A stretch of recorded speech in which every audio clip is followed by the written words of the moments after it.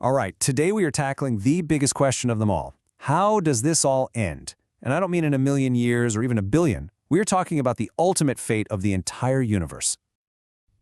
We've got a pretty good handle on how it all started. The Big Bang, right? That fiery, explosive beginning. But the final chapter of the cosmos? Well, that story is very much still being written. It's one of the biggest mysteries in all of science, and it really just boils down to a cosmic battle between two giant opposing forces. So when you ask a cosmologist, how is it all going to end, they'll tell you there are basically three main possibilities. It's all about this cosmic tug-of-war between gravity, which is always trying to pull everything back together, and this mysterious thing called dark energy, which is pushing everything apart. Who wins that fight? Well, that decides everything. And believe me, the outcomes couldn't be more different.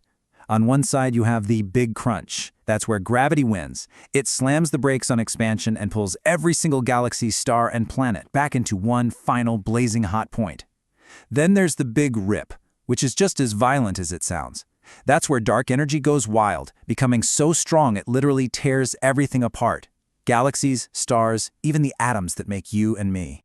Now, as wild as those two scenarios sound, here's the thing. All the evidence we have right now, especially the fact that the universe's expansion is actually speeding up, points overwhelmingly toward a third option, something much quieter and a whole lot colder. It looks like a fiery crunch or a violent rip just isn't in the cards for us. And that brings us to the leading contender, the theory that most scientists are betting on. It's called the Big Freeze.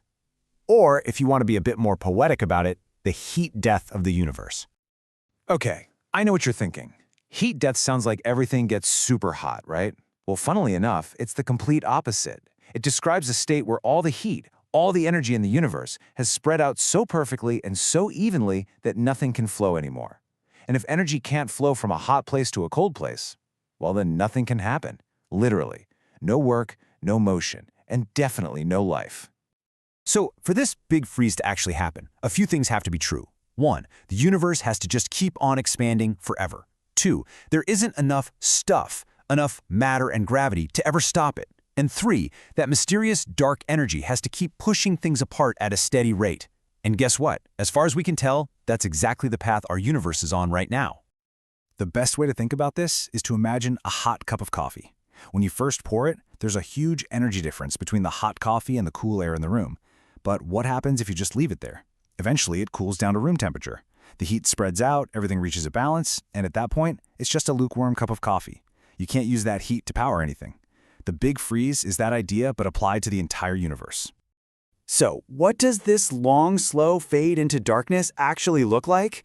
Well, this is where things get truly mind-bending. The timeline is so long, so vast, that our human brains can barely even process it. We're not talking billions of years anymore. We're talking about numbers so big they sound made up. Let's try to wrap our heads around this. In about 1 trillion years from now, all the gas needed to form new stars will be gone. No more star factories. Then, by 100 trillion years, the last, tiniest stars will finally flicker out, and the universe will go dark. And from there, for a period of time longer than a Google, that's a 1 with 100 zeros after it, black holes will be the only things left running the show. We can really break this whole end-of-time story into 4 major acts. First, we have the fading of the stars. Then comes what's called the Degenerate Era, when the universe is just filled with the corpses of stars. That's followed by the almost unbelievably long black hole era. And finally, the Dark Era. So in that Degenerate Era, the cosmos is essentially a cosmic graveyard. All that's left are stellar remnants. You'll have white dwarfs, the dead cores of stars like our sun, slowly cooling over trillions of years until they become these theoretical objects called black dwarfs, just cold, dead chunks of matter floating in the dark, along with super-dense neutron stars and, of course, black holes. For the longest time, the final act belonged to the black holes. We thought they were eternal prisons for matter. But then Stephen Hawking came along and realized they actually leak. Over unimaginable stretches of time, they slowly radiate away their energy, a process we call Hawking radiation. They will literally evaporate, returning all their stolen mass back to the universe as a tiny trickle of particles until they're just gone. So let's take stock. The last star has died. The very last, most massive black hole has finally evaporated. After a stretch of time so long it makes the current age of the universe look like the blink of an eye, what is left? The answer is as profound as it is chilling. Almost nothing. The universe will be a cold, dark, and nearly perfect vacuum, still expanding forever. It's just an eternal, silent darkness, with nothing but a thin, lonely soup of basic particles like photons and neutrinos drifting further and further away from each other for the rest of time. The temperature will get closer and closer to absolute zero, the coldest anything can possibly get. It's the ultimate state of equilibrium, the end of energy, the end of change, and the final quiet end of the cosmic story as we know it. But that leaves us with one last huge question. Is that truly the end?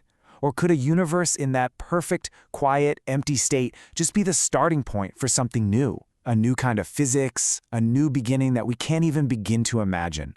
What do you think?